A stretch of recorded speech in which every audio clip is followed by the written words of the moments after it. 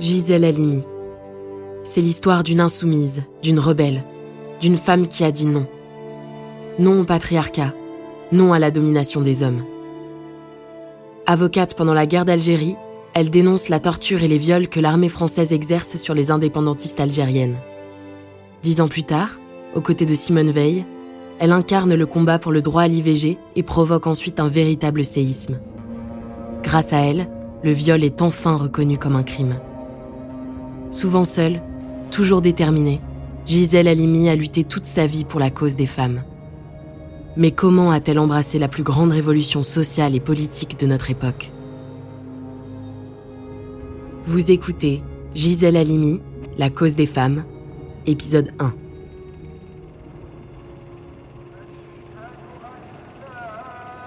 Zeiza Gisèle Tayeb est née le 27 juillet 1927 en Tunisie à la Goulette. Une terre baignée de soleil dont elle a conservé en elle, à jamais, la douce nostalgie du jasmin et le parfum acide du bigaradier. Mais le soleil cache l'ombre de 4 dominations. La petite Gisèle est née juive, pauvre, colonisée et femme. Mon père avait caché, quand on lui annonçait la naissance, « Édouard, tu as une petite fille ». Silence au téléphone. Une très mignonne petite fille, heureux silence. Et pendant 15 jours, quand on lui disait « Est-ce que Fortuné, donc ma mère, a accouché ?» il disait non. Il s'entêtait à dire « Pas encore », car il ne se faisait pas encore à l'idée qu'il avait une fille et pas un garçon. Gisèle rentre ainsi dans la vie avec la malédiction d'être une femme. Et avant de se battre pour les autres, elle doit se battre pour elle. Ma mère a vécu cette malédiction et cette forme de rejet très très vite dans son enfance parce que les enfants privilégiés de la famille, c'était évidemment les garçons. Emmanuel Faux, journaliste et fils de Gisèle Halimi. C'était donc ses frères qu'il fallait servir, qu'il fallait choyer, dont il fallait célébrer les résultats scolaires, ce qui n'arrivait pas souvent d'après ce qu'elle disait, parce qu'ils n'étaient pas très bons en classe. Et un jour, elle dit stop, c'est non. Et donc, grève de la faim, qui inquiète un peu mes grands-parents, ses parents, qui pendant plusieurs jours savent pas très bien quoi faire. Malgré les gifles, elle tient bon et persévère dans sa grève de la faim. Bientôt, les parents prennent peur et acceptent de la décharger des tâches ménagères à l'égard de ses frères. J'étais tellement fière de gagner, j'avais écrit « Aujourd'hui, j'ai gagné ma première part de liberté ». C'est un point de départ, c'est-à-dire c'est le premier acte de rébellion et sa première victoire féministe de jeune fille. Et ensuite, évidemment, ça va commencer à aiguiser sa conscience d'enfant et de future femme qu'il y a une injustice. Mes grands-parents maternels, eux, étaient une famille très traditionnelle. Jean-Yves Halimi, avocat et fils de Gisèle Halimi. En plus, ma grand-mère était très croyante, donc respectait les rites de la religion juive. Dans la religion juive telle qu'elle était séfarade en Tunisie, les filles étaient complètement exclues. Comme ma mère était fille de rabbin, très pieuse et très superstitieuse, elle en rajoutait au nom de Dieu. J'ai jamais senti que ma mère m'aimait vraiment, ni en mots, ni physiquement. Et ça m'a beaucoup manqué, je pense. Dans cette société, une fille, c'est aussi une charge. Il faut la marier vierge et, si possible, à plus riche que soi. Ma mère estimait que c'était là le sort normal. C'était un mot qui revenait souvent dans notre vie. Le normal était pas loin finalement du bonheur. À son 15e anniversaire, ses parents la promettent à un riche marchand d'huile de 35 ans et qui possède 2 voitures. Mais la jeune fille refuse le mariage arrangé qu'on lui destine. Elle rêve de faire des études parce qu'elle sent très vite que la connaissance, surtout pour les femmes, c'est le premier pouvoir. Ces lycées étaient payants. On voyait pas l'intérêt. Qu'est-ce qu'une fille, à quoi ça sert, qu'est-ce que ça va rapporter? Donc il était de toute manière hors de question que j'y aille. Moi, j'étais une boursière, mais une boursière dans tous les sens du mot. D'abord, au sens propre du mot, j'étais boursière, autrement, je n'aurais pas pu aller au lycée. Et par la suite, la culture, si on peut appeler ça, que j'ai pu acquérir seule, en lisant en cachette, avec un père qui confisquait parce qu'il ne comprenait pas que tel titre pouvait être peut-être une obscénité pour une fille de mon âge. Ses parents sont terrifiés par la puissance des livres. Elle y trouve rapidement les armes de sa révolte. Elle a dévoré des livres très très jeune. Emmanuel Faux, journaliste et fils de Gisèle Halimi. Et je pense que ça a commencé à forger son idée de se libérer, peut-être en allant construire sa vie ailleurs. La guerre survient, et avec elle le régime de Vichy qui s'installe jusqu'en Tunisie. Hors de question pour Gisèle de supporter le portrait de Pétain qui trône dans les salles de classe. À la tête d'un commando, elle l'escamote. Elle en sera quitte pour une exclusion de 15 jours. En septembre 1945, âgée de 18 ans, le bac en poche, elle débarque en France et s'inscrit à la faculté de droit. À nous deux Paris. Le voilà, le pays de la liberté et de l'égalité. Le pays d'Hugo, Voltaire et Zola. Voir la Tour Eiffel lui donne les larmes aux yeux. Mais la France n'est pas toujours à la hauteur de sa promesse. J'ai eu un grand choc parce que quand j'ai dit mes origines, immédiatement, ça a été, les plus gentiment du monde, on me dirait, ça se voit pas, on ne dirait pas. Elle découvre le racisme. On l'appelle la bicote parce qu'elle vient de Tunisie, ou la youpine quand on sait qu'elle est juive.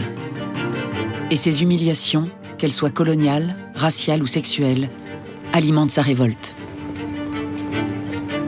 Loin du soleil et de la chaleur de sa Tunisie natale, elle fait l'expérience de la solitude, de la grisaille, du froid et parfois de la faim. Et il faut gagner sa vie, concilier les cours et les petits boulots. J'ai travaillé comme téléphoniste la nuit pour étudier le droit le jour. Et la fac, c'est aussi le temps des premiers amours, des premiers rapports sexuels et d'un premier avortement clandestin. Quand j'ai eu mon premier avortement, non, je n'avais absolument pas les moyens. Mais pour Gisèle Halimi, ce n'est pas parce qu'un spermatozoïde a rencontré par hasard un ovule qu'il faut laisser cet accident décider de sa vie. En dépit des difficultés, elle décroche son diplôme d'avocate en 1949. Lors de la cérémonie, elle hésite à se soumettre au serment officiel. Je jure de ne rien dire ou publier comme défenseur ou conseil de contraire aux lois, aux règlements et aux bonnes mœurs, et de ne jamais m'écarter du respect dû aux tribunaux et aux autorités publiques. J'ai trouvé que c'était un fatras incroyable. Qu'est-ce que c'est les bonnes mœurs? Qu'est-ce que c'est l'autorité? Pourquoi est-ce que je respecterais un tribunal qui n'est pas respectable? Après tout, j'ai quand même prêté le serment, parce que si vous n'êtes pas inscrit à l'ordre, vous ne pouvez pas porter la robe d'avocat ni plaider. Donc c'était ça où je renonçais. Donc j'ai pas voulu renoncer. Pour une fois, sa mère semble fière d'elle. C'est aussi le moment de son premier mariage avec un haut fonctionnaire, Paul Halimi, qui se soldera très vite par un divorce. De cette union, elle conservera son nom, Gisèle Halimi, et surtout 2 enfants, Jean-Yves et Serge. La maternité est un bonheur quand elle est souhaitée. Pour ma première grossesse, j'avais un tel émerveillement que je voulais savoir comment ça fonctionnait. Je notais tout, si j'étais plus intelligente, plus sotte, plus fatiguée, plus inspirée, si j'aimais plus la musique. Mais c'est après, je dirais, que c'est le plus dur. C'est quand les enfants sont jeunes. Je me suis trouvée seule avec 2 enfants qui avaient 5 ans et 3 ans. Et en même temps, la guerre d'Algérie et les procès d'Algérie battaient leur plein.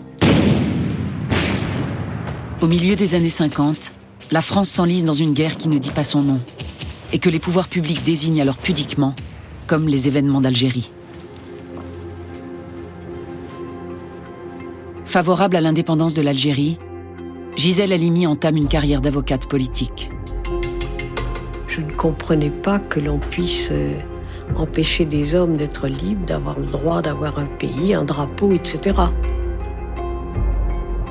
Elle prend publiquement position contre la torture pratiquée par l'armée française et défend les membres du mouvement national algérien poursuivis par l'État français.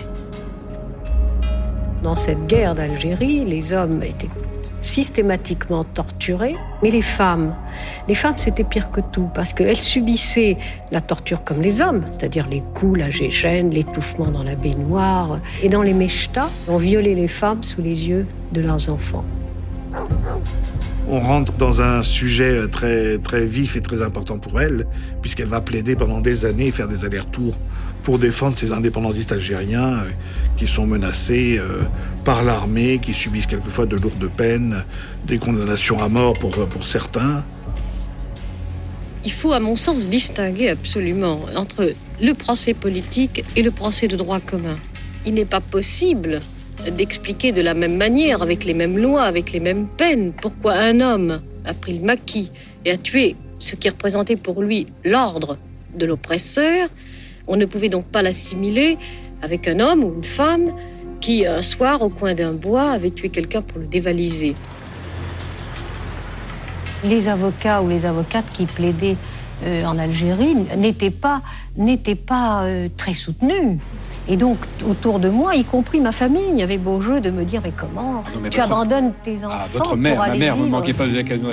Tu ferais mieux de t'occuper de tes fils ou de défendre les Arabes. Quand tu vas là-bas, tu les abandonnes à la concierge, à l'étudiante. Moi, je suis né presque en même temps que la guerre d'Algérie. Jean-Yves Halimi, avocat et fils de Gisèle Halimi. Dans les quasiment 10 premières années de ma vie, ma mère était absente. Elle était la plupart du temps à Alger. L'avocate doit tenir ses engagements, mais la mère de famille souffre de se séparer de ses enfants. Pour les femmes, l'indépendance a toujours un prix. Ce jour-là, il pleuvait. J'étais en train de m'affairer avec mes voitures miniatures et puis j'ai une violente douleur au ventre et la vieille dame qui me gardait a eu la présence d'esprit d'appeler notre pédiatre. Il a diagnostiqué la possibilité d'une crise d'appendicite qui pouvait dégénérer en péritonite. Et ma mère l'a appris. Elle a pris un avion militaire, mais en pleine nuit, les visites ne sont pas autorisées. Et donc, elle n'a pas pu être à mon chevet. Et après, je suis sorti. Elle est repartie, elle en Algérie. Et c'est un peu le mauvais côté du combat. Il faut porter des masques. Il ne faut pas que vous apparaissiez vulnérable, il ne faut pas que vous disiez que vous avez eu mal, que ça n'a pas été si simple. Alors on apparaît à la barre le matin, en Algérie, à 8h du matin, mais le président ne sait pas que vous avez passé une nuit blanche. J'étais dépositaire de la vie, de la liberté, de l'honneur, de militants algériens qui se battaient pour leur pays. Mais en même temps, j'avais laissé 2 gosses seuls et je ne savais pas quoi faire et j'étais déchirée.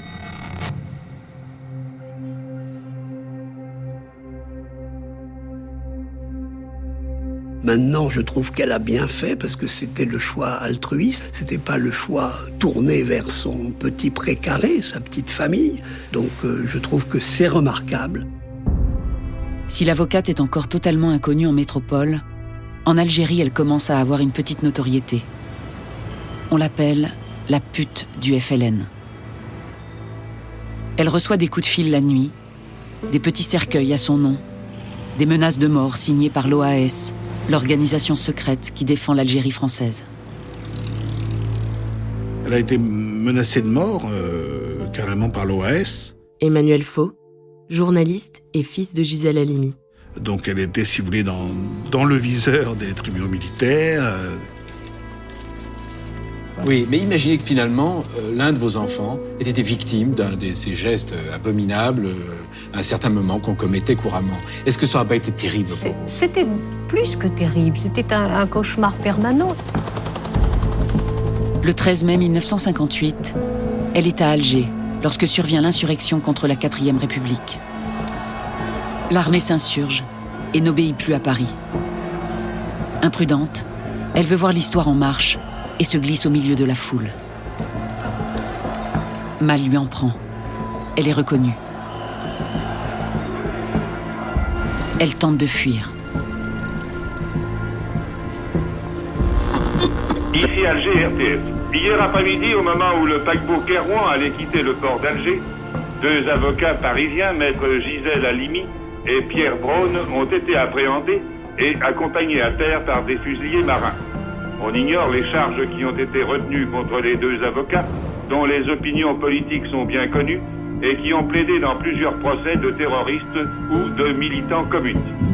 Quand j'étais arrêtée en Algérie par les parachutistes, lors du coup de force du 13 mai 58, et que il y a eu une nuit de folie où on devait nous fusiller, Pierre Braun et moi, nous étions 2 avocats arrêtés. C'est à mes enfants, je pense, parce que je vivais seule à l'époque.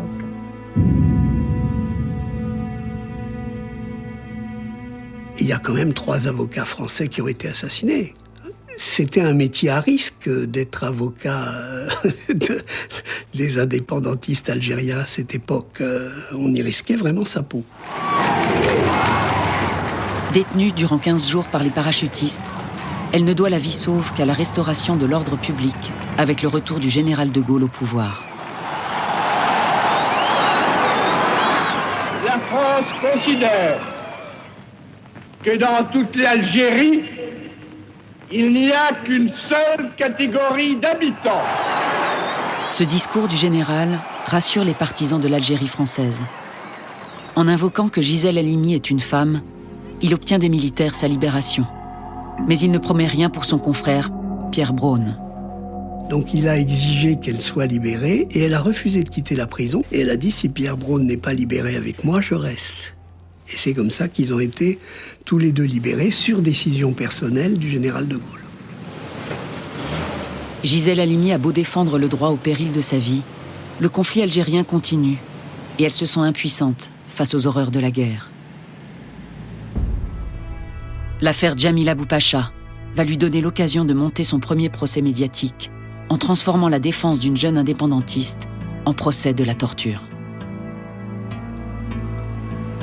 On l'accusait d'avoir déposé une bombe à la brasserie des facultés. C'est une bombe qui n'avait jamais explosé, qui n'avait jamais été armée, si je puis dire. On avait trouvé un sac et on le lui avait attribué. Détenue par les paras dans un centre de torture, elle subit les pires sévices. C'est donc toujours aux femmes de tenir le rang des humiliés parmi les humiliés. Cette violence spécifique, Gisèle Halimi la ressent personnellement. On ne torture pas les femmes de la même manière que les hommes. Djamila Boupacha, dont je parle, on l'a violée. On a commencé par la violer avec une bouteille, parce qu'elle était musulmane croyante et vierge. Donc il y a effectivement cette volonté, quand on a une adversaire, politique femme, de l'humilier d'une manière un peu plus obscène qu'un homme. Dès son retour à Paris, Gisèle Halimi décide de contacter la plus célèbre des féministes. J'ai appelé Simone de Beauvoir et je lui ai dit, voilà ce que je viens de voir. Je crois qu'il faut écrire un article très vite. Pour sauver Djamila, il faut lancer un cri. Simone de Beauvoir lui donne immédiatement son appui. Grâce à elle, Gisèle Halimi est introduite dans le milieu intellectuel parisien. Ma mère a fait un livre sur Djamila Boupacha. La préface est de Simone de Beauvoir et la maquette est un dessin de Picasso. Lorsqu'il sort en janvier 1962, le livre est un succès en librairie et l'affaire Djamila Boupacha prend une ampleur internationale. On voulait que tout le monde ait honte, y compris ceux qui proclamaient l'Algérie française. Il fallait leur montrer ce qu'elle était, l'Algérie, à quoi elle menait. Et là, je crois qu'on y est arrivé. Le 18 mars 1962, les accords d'Évian mettent fin à la guerre d'Algérie et entraînent la libération de Djamila Boupacha. Hébergée au domicile de Gisèle Halimi, elle songe à reprendre ses études. Mais le gouvernement algérien en décide autrement, en la rapatriant de force pour en faire une icône. Le pouvoir, lui, restera dans les mains des hommes. Les Algériens ont trouvé très, très profitable d'avoir à leur côté leurs femmes, d'accepter parfaitement qu'elles se dévoilent, qu'elles dorment avec d'autres combattants dans les maquis, qu'elles portent des bombes, qu'elles soient des agents de liaison, mais avec l'idée déjà préconçue qu'à la fin de la guerre, toutes les femmes devaient rentrer à la maison et au couscous.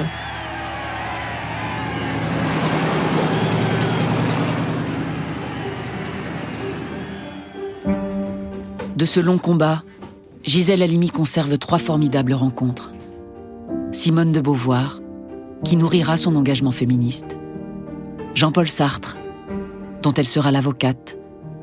Et celle du secrétaire de Sartre, Claude Faux, qui deviendra son second mari. Claude voulait un enfant, Gisèle n'en voulait pas. L'idée fera son chemin. Ce sera Emmanuel, encore un garçon. Le fait que mon père ait été le secrétaire de Sartre, quand ils se rencontrent, est important parce que ça rapproche ma mère de ce couple. Sous l'influence de Sartre, elle devient avocate de la Ligue des droits de l'homme et parcourt le monde pour dénoncer les régimes tortionnaires. Elle enquête sur les crimes de guerre perpétrés par l'armée américaine au Vietnam et plaide en faveur des opposants politiques au régime de Franco. Sartre, elle l'a aimé comme un père. Mais les relations avec Simone de Beauvoir sont plus compliquées. J'avais toujours ce problème avec elle. Je ne pouvais pas parler de mes enfants. Non seulement ça ne l'intéressait pas, mais je me souviens que quand j'étais enceinte, je me suis sentie obligée de lui donner des preuves que j'étais même enceinte, même mariée, même avec 2 autres enfants. Et ben, vraiment, j'étais féministe. S'il vous plaît, croyez-le, je suis quand même une féministe.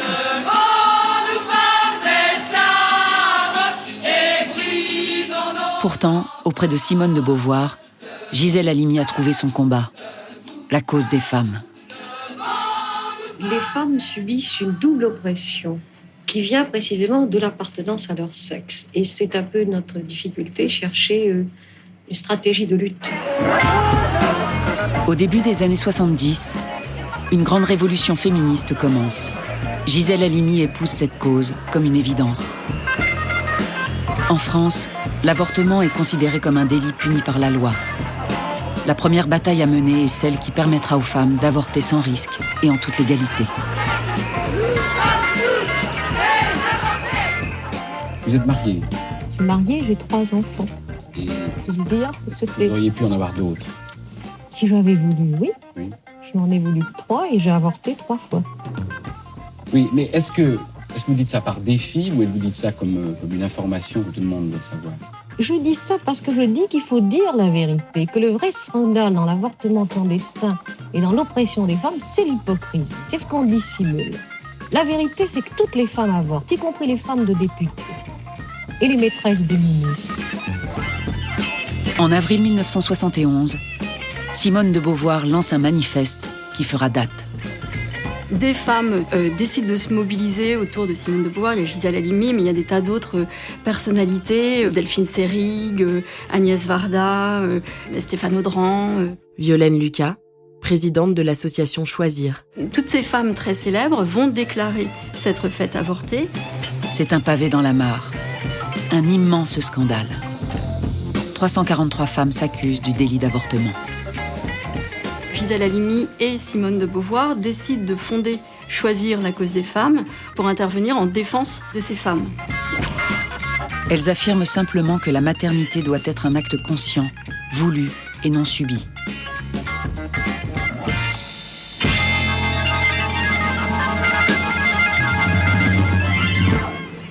Mais l'opinion publique est hésitante, partagée sur la question de l'avortement.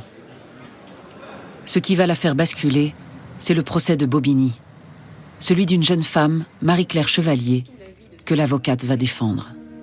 C'est l'histoire d'une jeune fille violée par son petit ami, dont elle s'est ensuite séparée et dont elle est tombée enceinte. Jean-Yves Halimi, avocat et fils de Gisèle Halimi. J'ai dit que je voulais absolument pas garder un enfant d'un voyou et puis j'avais pas de situation, je voulais quitter l'école. Marie-Claire Chevalier, cliente de Gisèle Halimi au procès de Bobigny en 72. Je voulais pas être dans la même condition que maman l'a été quand on nous a élevés toutes les 3. J'ai donc décidé qu'il faudrait que je me fasse avorter. Elle a subi un avortement comme on en subissait à l'époque dans les milieux populaires. C'était souvent sur une arrière-salle fait par des gens qui n'étaient pas médecins. Si celles qui ont de l'argent trouvent toujours un médecin accommodant, les pauvres doivent se débrouiller. Sonde, hémorragie, opération d'urgence à l'hôpital. Et au milieu de cette misère, la dénonciation de Marie-Claire à la police par l'homme qui l'a violée. L'avortement était illicite, donc elle et sa mère ont été poursuivies.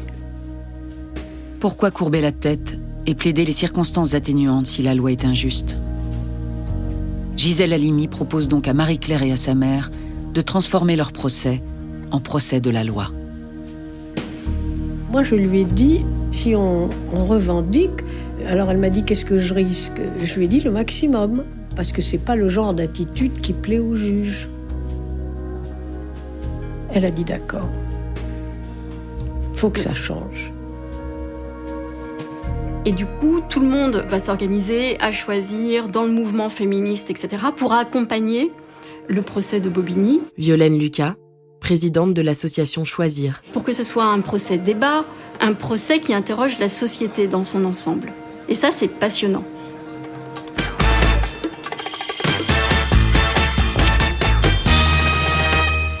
La question nous a été posée, l'avortement est-il un crime ou non ? Est-ce que... Franchement, je déplore que ce débat commence par cette question. Parce que la question véritable, il faut la poser. Y a-t-il, oui ou non, une vie dans l'embryon ? Enfin, un enfant. C'est pas un puissant, enfant, si vous voulez. Oui, pourquoi appeler... Mais non, madame, pourquoi appeler un enfant ? Mais parce que lorsque parce moi je vois une femme, lorsque je vois une femme qui est enceinte et qui désire cet enfant, elle commence à me parler de son enfant. Voilà. Quand elle est enceinte, je crois que nous allons être d'accord. Vous avez dit tout. Vous avez dit le mot. Quand on la désire, madame, c'est merveilleux. On dit une vie, ça pousse, ça va être un enfant. Mais quand on ne veut pas, c'est le piège qui se referme sur vous. Et la femme en état de non-pouvoir sur son corps, comment voulez-vous qu'elle prenne des responsabilités ? Comment voulez-vous qu'elle pèse sur la chose publique ? Comment voulez-vous qu'elle pense, elle qui ne peut pas s'appartenir, qu'elle puisse changer la vie ou changer le monde ?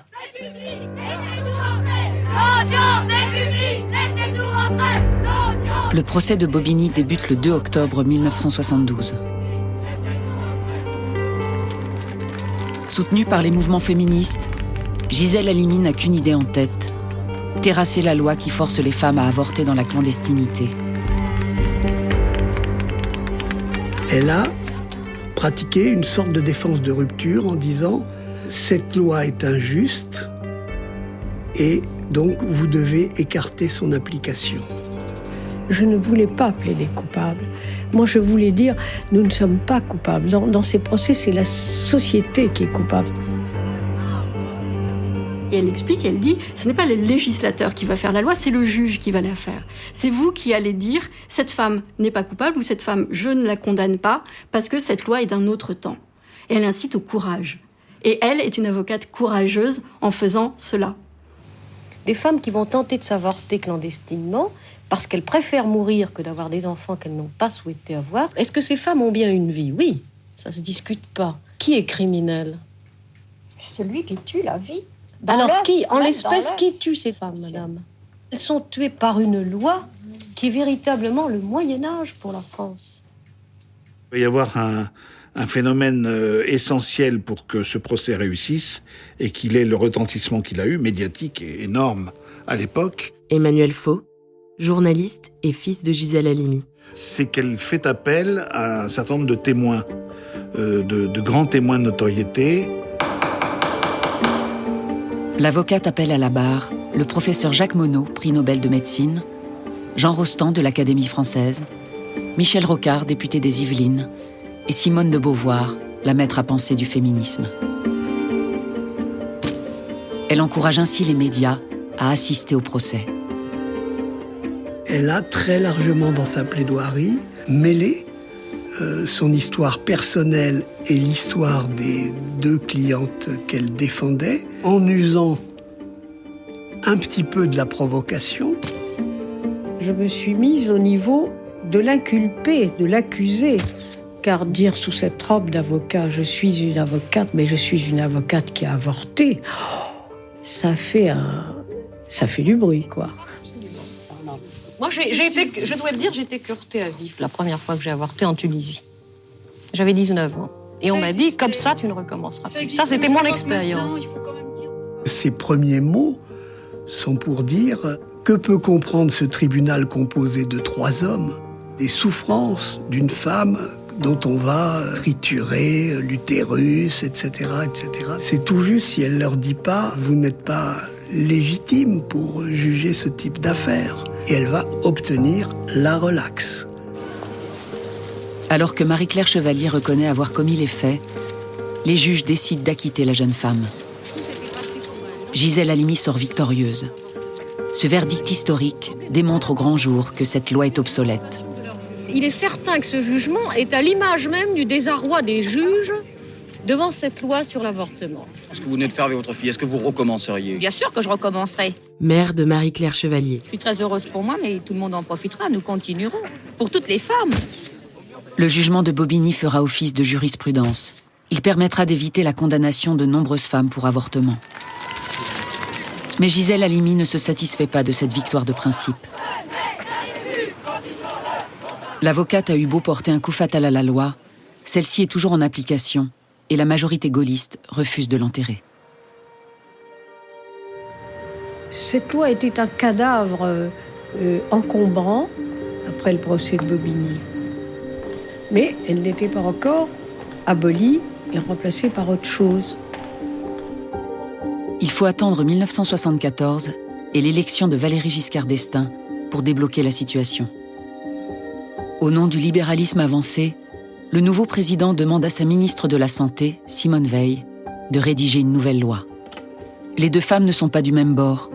L'une est de droite, l'autre de gauche, et pourtant elles sont très proches l'une de l'autre. Avec un courage impressionnant, Simone Veil défend l'IVG devant une assemblée composée à 98% d'hommes. Le débat est violent. Les opposants parlent de génocide, de barbarie nazie, de four crématoire. Je voudrais tout d'abord vous faire partager une conviction de femme. Aucune femme ne recourt de gaieté de cœur à l'avortement. Il suffit d'écouter les femmes. Après 3 jours de débat, la loi est finalement votée dans la nuit du 29 novembre 1974. En coulisses, Gisèle Halimi savoure sa victoire. C'est elle qui fut la grande stratège de la conquête du droit à disposer de son corps.